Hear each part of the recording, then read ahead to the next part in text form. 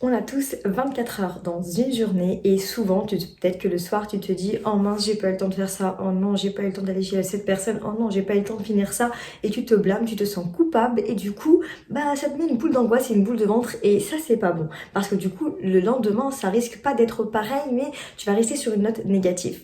Je te comprends parfaitement, je suis passée par là et justement dans cette vidéo, je voudrais te partager 4 astuces très simples à mettre en place et vraiment qui peuvent faire une très grande différence dans ta vie qui du coup vont te permettre de t'améliorer en productivité, de gagner du temps surtout et d'être plus sereine, plus zen et d'être une femme pleinement épanouie.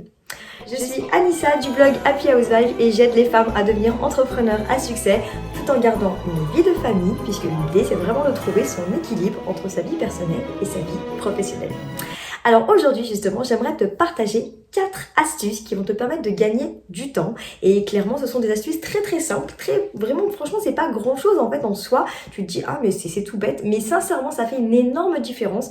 Moi je me souviens quand j'ai eu mon premier fils en 2016 justement j'avais une organisation en fait avant de devenir maman et c'est vrai que le jour où tu deviens maman là il y a plein de choses qui se mettent en place et toi t'as pas vu le truc venir, enfin moi en tout cas ça m'est pas tombé dessus, je savais que j'allais devenir maman mais je savais pas tout ce que ça allait engendrer comme changement. Et du coup, c'est vrai que ça a chamboulé complètement ma vie, qui moi qui étais ultra organisée à la base. Je suis devenue la fille la plus désorganisée, j'étais dépassée, je prenais même pas le temps de me laver les cheveux, de manger, enfin vraiment c'était une catastrophe.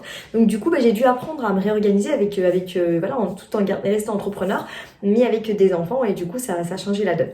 Donc du coup, aujourd'hui, c'est ce que j'aimerais te partager, ces 4 astuces qui du coup vont pouvoir t'aider justement sur ton organisation. Première astuce qu'on va voir ensemble, c'est le fait de préparer les menus à la semaine. Alors ça c'est quelque chose que j'ai eu beaucoup de difficultés à mettre en place personnellement, mais qui m'a tellement aidée, soulagée et je pensais pas à ce point. J'avais vu d'ailleurs sur, je sais plus à quel endroit je l'avais vu, je crois sur un compte Instagram, je me souviens plus, faudrait que j'essaye de me rappeler.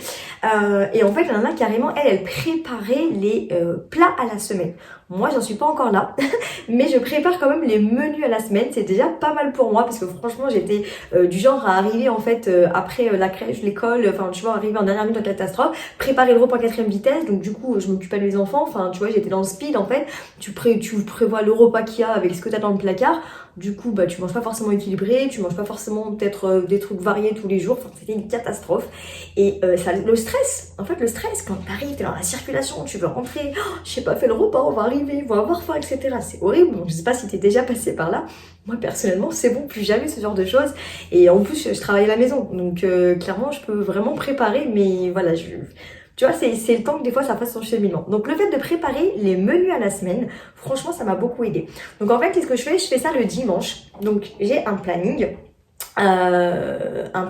qui me permet du coup de inscrire mes menus à la semaine. Donc du coup je mets par exemple pour lundi ce que je vais faire le mardi. Alors moi les enfants mangent à la cantine à part le mercredi, mais les 4 autres jours ils mangent à la cantine, donc c'est vraiment que pour le soir. Et pour le week-end là c'est aussi le midi où on est tous à la maison, mais la semaine moi je suis à la maison, je mange aussi. En général il reste un peu justement du soir et je m'arrange pour manger ça le midi.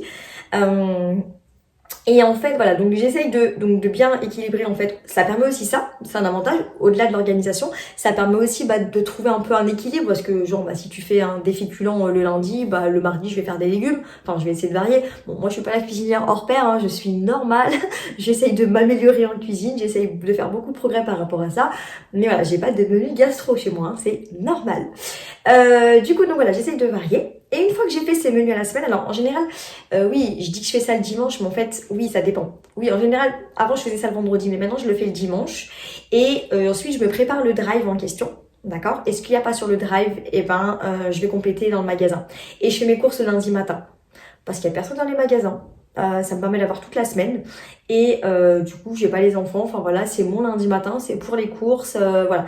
Avant je faisais le dimanche matin mais en fait j'aime pas trop sortir le dimanche alors du coup maintenant je fais ça, donc j'écris donc mon menu à la semaine le dimanche, je prépare mon drive le dimanche, je vais les récupérer le lundi matin et je complète avec un autre magasin ou la boucherie ou le marché s'il faut, enfin c'est très rare que je vais au marché, mais pour les légumes, sinon je vais à Grand Frais ou ça dépend des magasins, enfin ça dépend ce que je vais faire dans la semaine.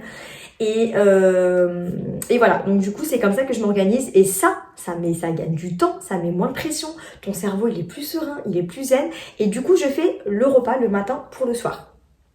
Donc comme ça au moins je suis bien organisée. Alors du coup c'est bon, moi c'est vrai que je travaille à la maison. Alors si tu travailles pas à la maison, que tu peux pas faire ça, soit tu peux faire le repas préparé le matin avant que les enfants se lèvent, si t'es motivé.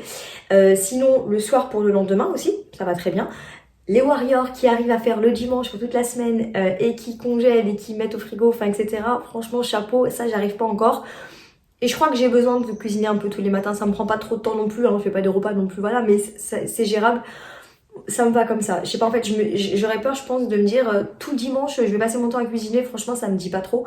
Donc moi, c'est mon organisation. Voilà, parce que j'aime, voilà, je préfère étaler, voilà. Mais ça me va très bien, ça me fait permettre quand même de gagner du temps. Après, si vous arrivez à faire le batch cooking comme certaines femmes, elles arrivent à faire dimanche pour toute la semaine, en 2 heures, elles ont fait toute la semaine. Moi, je sais pas faire. C'est ma prochaine étape, peut-être mon prochain challenge. Enfin, pour l'instant, je n'en vois pas le besoin de mettre ça en place, mais pourquoi pas, peut-être qu'un jour, ça deviendra une nécessité. Je ne sais pas. En tout cas, ça c'est la première astuce. La deuxième astuce pour pouvoir gagner du temps, c'est le fait d'écrire ses tâches à la semaine. C'est-à-dire qu'en fait, le dimanche, encore, il y a plein de trucs le dimanche. Non mais ça prend pas beaucoup de temps en réalité, hein, mais c'est le jour où, tu vois, c'est pour ça que j'aime pas sortir, j'aime bien me préparer, planifier ma semaine. Enfin voilà, c'est vraiment moi un jour cocooning le dimanche. J'aime bien rester à la maison pour qu'on se repose avec les enfants et à la fois voilà, que je puisse prévoir tranquillement ma semaine et pas courir de partout, même le dimanche. Et même tout ce qui est famille, moi je le fais le samedi, hein. Franchement, le dimanche c'est à la maison. Pour moi c'est vraiment at home. Donc j'écris donc les tâches à la semaine, c'est-à-dire qu'en fait je vais prendre mon agenda et tout ce que je dois faire, je vais l'étaler sur la semaine. Si même faut étaler sur les jours, c'est bien. Et du coup, ça permet comme ça de vraiment bien savoir où tu vas en être. Ton cerveau, ça va l'aider. Il va enlever ce stress de se dire qu'est-ce que je dois faire, à quel moment, etc. En fait, ça libère, mais vraiment, le stress. Et le stress, en fait, en général, ça nous fait perdre beaucoup de temps. Parce que du coup, on est un peu en mode oh, je sais pas ce que je vais faire ça, je dois courir là, etc. Et puis ça se trouve, t'as peut-être pas grand chose à faire en réalité, mais le fait que tu ne sais pas où tu vas, que t'as pas de visualisation sur ce que tu veux faire, ça te met un stress en plus et du coup ça te fait perdre du temps et de l'énergie. Donc pour en gagner du temps et de l'énergie, c'est bien d'écrire justement tout ça à la semaine, de se dire soit tu peux te dire toute la semaine j'ai ça à faire et puis ensuite la veille de chaque jour écrire. Mais c'est bien de vraiment planifier toute ta semaine, d'un point de vue personnel et professionnel, pour visualiser ce que tu vas faire et surtout ce qui est important à faire pour toi. Parce qu'il y a peut-être des choses qui sont peut-être, tu vas pouvoir prioriser. Te dire je devais faire ça, ouais mais c'est pas si urgent que ça, finalement j'ai besoin de le faire que la semaine d'après, donc tu te l'enlèves et puis tu peux commencer déjà à mettre sur le planning de la semaine d'après. Ça permet aussi de prioriser, de relativiser. Toi tu crois que t'as plein de trucs à faire, mais peut-être que c'est pas nécessairement obligatoire, urgent pour cette semaine-là. Donc ça c'est important aussi de le faire, comme ça te permet vraiment d'étaler tout ça. Ensuite, donc la troisième astuce, c'est justement de mettre la veille pour le lendemain les différentes tâches que tu veux mettre en place.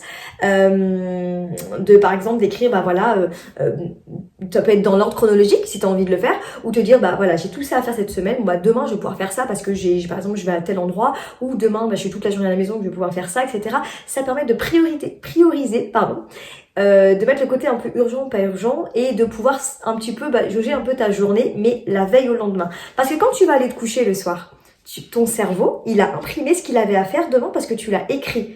Le fait d'écrire, ça aide ton cerveau à visualiser, à relâcher, et que toi aussi t'es pas stressé parce que tu sais ce qui va se passer demain. Ça te permet de gagner du temps. Parce que du coup, tu vas être moins stressé sur ce qu'il faut faire, pas faire, etc. Parce que tu l'auras écrit. Alors bien sûr, si t'as pas réussi à faire tout ce que tu veux dans la journée, ne te blâme pas, c'est pas grave. On peut avoir des imprévus. Laissez la place aux imprévus, s'il vous plaît, mesdames. Je sais qu'on aime bien se remplir ces journées à faire 36 trucs en même temps, mais vraiment, le fait de pas tout faire, c'est pas grave, c'est pas dramatique en soi. On est des êtres humains, on peut avoir des imprévus. Donc voilà, on peut avoir des jours où du coup, finalement, ça se passe pas exactement comme on voulait. C'est pas grave, on pourra refaire le lendemain. Enfin, je pense que s'il y a pas mort d'homme, voilà, c'est pas. La quatrième astuce pour pouvoir gagner du temps, c'est le fait de trouver cet équilibre justement entre la vie perso et la vie professionnelle. C'est-à-dire de laisser place à la vie perso et de planifier aussi le moment de détente. Je m'explique. Imaginons, tu te mets que des tâches professionnelles, tu te mets que des tâches personnelles dites obligatoires, amener les enfants chez le dentiste, amener les enfants au sport, acheter des vêtements pour les enfants, tu vois, et à la fois des tâches à côté professionnelles. Si tu fais ça, ça veut dire que tu n'as aucun moment pour toi de libre. Il faut aussi, donc je disais, des moments personnels, planifiés, c'est-à-dire, je sais pas, se faire un goûter entre filles, se faire un brunch entre filles, se faire un massage, faire des choses justement qui te font plaisir, qui te font du bien pour ton bien-être, pour ta vie perso aussi à toi, mais que tu vas planifier, que tu vas organiser. Sinon, tu ne le feras jamais. Tu vas jamais penser à toi comme ça, oh tiens, j'aimerais passer un petit moment sympa, etc. Malheureusement, non, on a plus tendance à s'oublier et faire les choses dites obligatoires qu'on doit faire. Alors même si moi, personnellement, le fait de travailler, c'est un plaisir. J'adore mon boulot, j'adore mon job, j'adore, parce que c'est une vraie aventure humaine, aider les personnes avec qui je travaille dans mon métier de networker, c'est un réel plaisir. Mais ça demande quand même de l'énergie, dans le sens où il faut quand même, voilà, que je sois, là, je suis là pour les aider, donc il faut que moi aussi je sois en forme. Mais si je prends pas du temps pour moi, ce temps que j'ai justement pour pouvoir aussi me planifier des moments à moi, pas obligatoire, mais à moi, de détente, qui vont me faire plaisir à moi, pas à mes enfants, pas à mon mari, pas à mes collègues, pas si à moi proprement parler, Anissa, je serai pas aussi efficace, je serai pas aussi pleine d'énergie, je serai pas aussi productive. Donc maintenant, je me suis fixé des moments où c'est qu'à moi. Moi, une fois que j'ai fini de travailler le soir, que les enfants sont au lit, etc., j'ai besoin de regarder un petit peu ma petite série, ne serait-ce que 3/4 d'heure. Alors moi, je suis une grande fan de Desperate Housewives, je l'assume, je suis coupable, je les connais par cœur, mais j'ai besoin. Je dis pas, des fois je vais regarder des séries sur Netflix, etc. Mais j'ai besoin aussi de regarder ma série que je connais par cœur parce qu'elle me rassure, elle me réconforte. Et c'est un moment cool où j'ai pas besoin de réfléchir parce que je sais ce qui va se passer, mais ça me détend. Mais ça, c'est mon moment à moi, c'est mon truc à moi. Je t'ai dit un sacré secret là. Mais vraiment, c'est mon truc à moi. Mais je me le planifie. Je sais que passer par exemple 21h30, je m'interdis de travailler au-delà de 21h maintenant. 21h, allez, des fois ça peut aller jusqu'à 21h30, ça dépend. Si vraiment il y a des grosses périodes, mais c'est pas tous les jours. Passer 21h30... jusqu'à 22h30, par exemple, c'est ma série, c'est mon moment à moi, où je vais regarder, où j'ai mes petits gâteaux, mon petit yaourt, tu vois, et ma petite série tranquille, ma petite série chi, mais c'est mon moment à moi. Ou par exemple, le fait de me laver les cheveux avec un bon bain, tu vois, de vraiment m'occuper de moi en fait. Mais ça, je vais le marquer sur mon agenda, à quel moment je vais le faire. Un brunch avec mes copines, un goûter avec mes copines, un moment avec ma maman, par exemple, je sais pas. Plein de trucs, il y a forcément des choses, mais tout ça, je l'organise parce que sinon, je vais pas le faire. Je me connais, moi, je vais être à fond dans le boulot, à fond m'occuper de mes enfants, etc. Et puis, du coup, tu peux t'oublier. Donc, c'est hors de question qu'on s'oublie parce que du coup, on est beaucoup moins efficace. Et en fait, ça te prend pas plus de temps. Ne pense pas que tu vas perdre du temps en faisant ça. Au contraire, parce que le fait d'être plus sereine, d'être plus cool avec toi-même, d'être plus en phase, tu vois, d'être mieux et plus épanouie, tu vas pouvoir être plus productif derrière sur ce que tu as à faire. Donc, quelque part, tu gagnes du temps. Mais tu le prévois. C'est pas un truc, tu te dis, ouais, bon, allez, j'en ai marre, je suis fatiguée. Allez, puis pendant 4 jours, t'es crevé, tu fais rien. Là, t'as perdu du temps. Alors que si t'as prévu ce moment-là de détente, ces moments, plusieurs, on va pas dire qu'un seul moment, mais ces moments de détente, eh ben, tu vas appréhender beaucoup mieux. Et du coup, ça va être beaucoup plus efficace, beaucoup plus productif pour toi, pour ta vie personnelle et ta vie professionnelle. Et ça, c'est souvent négligé. Et je vous assure que mesdames, ça fait toute la différence. Et ça fait plein de bonnes choses derrière parce que du coup, vraiment, on est plus épanoui, plus en phase, plus sereine. Et moi, franchement, j'ai vu cette qualité de vie que j'ai pu améliorer grâce à ces petites astuces-là. Et vraiment, je vous conseille d'essayer. Alors, peut-être que ça fait peut-être beaucoup pour certaines. Peut-être qu'il y en a qui sont vraiment de l'autre côté, se disent non, mais moi, je suis complètement débordée, je pourrais pas mettre en place tout ça, etc. Ne le fais pas tout en même temps. Essayez peut-être une astuce, ensuite une deuxième, ensuite une troisième, ensuite une quatrième. Faites-le étape par étape et dites-moi d'ailleurs en commentaire où est-ce que vous en êtes par rapport à ça. Est-ce que vous trouvez que vous êtes débordé? Est-ce que vous trouvez que vous avez déjà pas assez de temps, que vous n'arrivez pas, vous vous sentez vraiment débordé dans votre vie perso, votre vie pro? Où est-ce que vous en êtes par rapport à ça? Dites-le moi en commentaire en dessous.